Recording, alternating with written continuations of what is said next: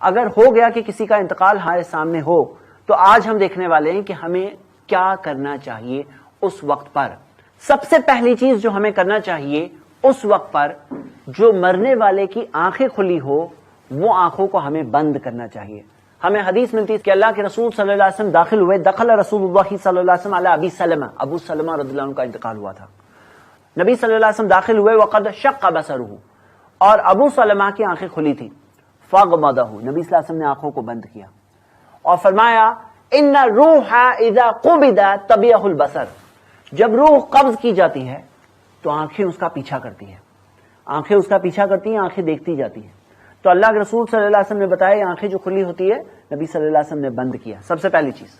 دوسری چیز ہمیں یہ کرنا چاہیے کہ اطلاع ملنے پر ہمیں کہنا چاہیے انا للہ و انا الیہ راجعون، کہ ہم اللہ ہی کے ہیں اور اللہ ہی کی طرف واپس لوٹنے والے ہیں۔ ہم اس بات کو جب کہتے ہیں تو ہمیں احساس ہونا چاہیے کہ ہم خود بھی اللہ کے پاس واپس لوٹیں گے، اور یہ لوٹنا ہی ہے کیونکہ ہم اس دنیا میں رہنے کے لیے نہیں آئے ہیں۔ یہ کہنے میں مقصد یہ ہے کہ ہم اس بات کو یاد دلائیں اپنے آپ کو کہ ہم خود بھی یہاں ہمیشہ نہیں رہنے والے ہیں اور اللہ کے پاس واپس ہم سب کو لوٹنا ہے۔ اسے کہنے کے بعد ہمیں مرنے والے کے لیے دعا کرنا چاہیے، جیسے کہ آتا ہے کہ اللہ کے رسول صلی اللہ علیہ وسلم نے ابو سلمہ رضی اللہ عنہ کے لیے دعا کی، اللہم اغفر لی ابی سلمہ، اے اللہ معاف کر دے ابو سلمہ کو، وارفع درجتہ، اور ان کے درجے کو بلند کر دے۔ تیسری چیز ہم یہ کریں گے کہ مرنے والے کو چادر سے ڈھانپ لیں۔ اللہ کے رسول محمد صلی اللہ علیہ وسلم کے بارے میں آتا ہے کہ جب نبی صلی اللہ علیہ وسلم کا انتقال ہوا، سجی ببرد حبرۃ، نبی صلی اللہ علیہ وسلم کو ایک یمنی چادر سے جس کے اوپر کچھ ڈیزائن تھی اس سے ڈھانپا ہوا تھا، اور ہم دیکھتے ہیں کہ وہ چادر چہرے پر ڈال دینا ہمیں ملتا ہے، مرنے والے کے چہرے کو کور کر لینا چاہیے۔ یہ الگ بات ہے کہ اللہ کے رسول صلی اللہ علیہ وسلم سے بھی ثابت ہے کہ انہوں نے عثمان بن مظعون رضی اللہ عنہ کو جب ان کا انتقال ہوا تو ان کے چہرے کو کھولا، اور اسی طرح ابو بکر رضی اللہ عنہ نے بھی جب نبی صلی اللہ علیہ وسلم کے انتقال کے بعد وہ آئے تو انہوں نے چہرے کو کھول کر کے پیشانی پر بوسہ دینا ہمیں ملتا ہے۔ اگر کوئی قریبی رشتہ دار ہے، قریبی دوست ہے، وہ کرنا چاہتا ہے تو وہ کر سکتا ہے۔ چہرہ اور سر ایک اور حال میں نہیں ڈھانپا جائے گا، وہ ہے کہ اگر مرنے والا محرم ہو، احرام کی حالت میں انتقال ہوا تو اللہ کے رسول صلی اللہ علیہ وسلم نے فرمایا وَلَا تُخَمِّرُوا رَأْسَهُ، اس کے سر کو، اور ایک اور حدیث میں آتا ہے چہرے کو بھی نہ ڈھانپو۔ اور نبی صلی اللہ علیہ وسلم نے فرمایا، بخاری کی حدیث ہے کہ وہ قیامت کے دن محرم جو احرام کی حالت میں ہو وہ اٹھے گا تلبیہ پڑھتے ہوئے۔ تو تیسری چیز جو ہم نے دیکھا کہ چادر سے مرنے والے کو ڈھانپ لیا جائے۔ چوتھی چیز اس تعلق سے یہ ہے کہ مرنے والے کے لیے دعا کرنا، اور دعا کے اندر میرے بھائیوں میری بہنیں، جیسا کہ ہمیں پتا ہے کہ ہم جو کہتے ہیں اس وقت پر فرشتے آمین بھی کہہ رہے ہوتے ہیں، تو ہمیں دل کھول کر دعا کرنی چاہیے۔ آپ دیکھیے صحیح مسلم میں ہمیں حدیث ملتی ہے کہ اللہ کے رسول صلی اللہ علیہ وسلم نے کتنی پیاری دعائیں کی ابو سلمہ رضی اللہ عنہ کے لیے۔ نبی صلی اللہ علیہ وسلم نے فرمایا اللہم اغفر لی ابی سلمہ، اے اللہ معاف کر دے ابو سلمہ کو، وارفع درجتہ فی المہدیین، اور ہدایت یافتہ لوگوں میں ان کے درجے کو بلند کر دے۔ آپ بھی دعا کریں، اے اللہ فلاں کو معاف کر دے، اے اللہ ان کے درجے کو بلند کر دے۔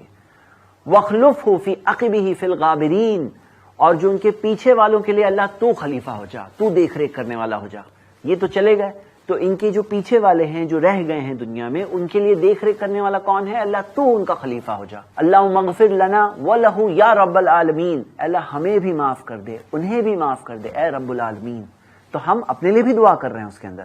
وَافْسَحْ لَهُ فِي قَبْرِهِ، اے اللہ ان کی قبر کو کشادہ کر دے، وَنَوِّرْ لَهُ فِيهِ، اور اس میں نور بھر دے۔ تو ہم دیکھتے ہیں نبی صلی اللہ علیہ وسلم نے بہت ساری دعائیں کی۔ ایسے وقت پر ہم خود کے لیے بھی دعا کریں، یہ بھی ہمیں ملتا ہے۔ صحیح مسلم میں حدیث ہے، ام سلمہ رضی اللہ عنہا بتاتی ہیں کہ جب ابو سلمہ رضی اللہ عنہ کا انتقال ہوا تو نبی صلی اللہ علیہ وسلم نے انہیں دعا سکھائی کہ آپ یہ دعا پڑھیں، اور نبی صلی اللہ علیہ وسلم نے جو دعا سکھائی انہوں نے وہ دعا پڑھی، اللہم اجرنی فی مصیبتی، اے اللہ مجھے اپنی اس مصیبت میں اجر دے دے، بدلہ دے دے، ثواب دے دے۔ واخلف لی خیرا منہ، اور مجھے ان کی جگہ کوئی بہتر دے دے۔ مطلب جو چیز گئی ہے، جو ایک انسان کا انتقال ہوا ہے، اللہ کوئی اور بہتر راستہ میرے لیے نکال دے، اور مجھے اس سے بہتر کچھ دے دے. تو ہم دیکھتے ہیں کہ ام سلمہ رضی اللہ عنہا نے جو دعا کی, انہوں نے سوچا کہ ابو سلمہ بہترین صحابی ہے, بہت بہترین شوہر تھے, بہت اچھے مسلمان تھے. انہوں نے سوچا کہ ان سے اچھا کون ہو سکتا ہے. اور وہ بتاتی ہیں کہ اس کے بعد کے دنوں میں, ان کی عدت ختم ہونے کے بعد, اللہ کے رسول صلی اللہ علیہ وسلم کا خود کا پیغام آیا, اور اللہ کے رسول صلی اللہ علیہ وسلم کا خود کا پیغام آیا, انہوں نے اس پیغام کو قبول کیا, اور وہ ہماری ماؤں میں سے, امہات المومنین میں سے بنی. تو ہم کیا دیکھتے ہیں کہ اللہ تعالیٰ نے انہیں کوئی بہتر دیا, حالانکہ وہ سوچ رہی تھی کہ کون بہتر ہو سکتا ہے, لیکن اللہ تعالیٰ نے بہتر دیا. تو ہمیں بھی دعا کرنا چاہیے. یاد کریے اس وقت کو جب ہم ماں کی کوکھ میں تھے, ہمیں وہاں کھانا کیسے ملتا تھا؟ اللہ تعالیٰ وہاں بھی ہمیں کھانا دیتا تھا. کیسے ملتا تھا؟ ماں سے آئی ہوئی وہ نس, وہ نال جسے کہتے ہیں, وہ امبلیکل کارڈ جسے کہتے ہیں, اس سے غذا ملتی تھی بچے کو. لیکن پھر ایک وقت آیا کہ وہ ذریعہ کٹ گیا. جب ہم باہر اس دنیا میں آئے تو وہ ذریعہ جس سے ہمیں رزق مل رہا تھا اتنے مہینوں تک, وہ ذریعہ کٹ گیا.